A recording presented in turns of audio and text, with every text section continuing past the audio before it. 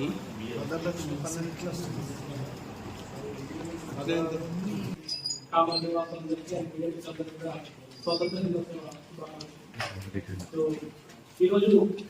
మనం ఒక accused arrest జరిగింది. దేవాలపల్లి పోలీస్ స్టేషన్ లిమిట్స్ లో ఈ మీద 7వ తారీఖున ఒక హౌస్ బ్రేక్ జరిగింది. ఆ హౌస్ బ్రేక్ లో సుమారు 16 తులాల బంగారం, 30 తులాల వెండి అండ్ పోయినట్టుగా మనకు కంప్లైంట్ వచ్చింది. ఈ కంప్లైంట్ వచ్చిన తర్వాత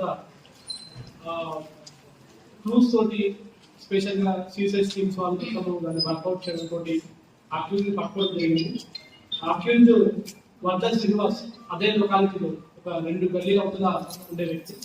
ఇతను కొన్ని కారణాల చేత కొంచెం ఫినాన్షియల్ గా బాగా చిక్కుపోయాడు.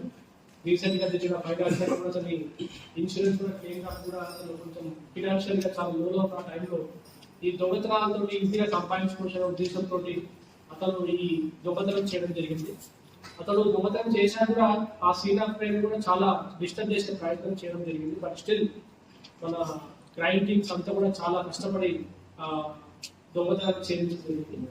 అండ్ అతని వద్ద నుంచి ఆల్మోస్ట్ ఇప్పుడు డిస్ప్లే చేసిన బంగారం, మొబైల్ ఫోన్ అండ్ 50,000 క్యాష్ కూడా రికవరీ చేయడం జరిగింది.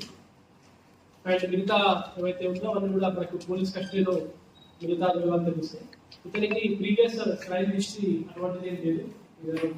అఫెన్స్ చేయడం జరిగింది. సో సీసీ కెమెరా ఆధారంతో మరియు టెక్నికల్ ఇన్ఫర్మేషన్ తోటి ఈ దొంగను పట్టుకున్న సిసిఎస్ అండ్ టీమ్స్ కి మరియు కామరెడ్డి రూరల్ సర్కిల్ టీమ్స్ కూడా ప్రత్యేకంగా అభ్యర్థులు డీజీపీ గారి తరఫున థ్యాంక్ యూ.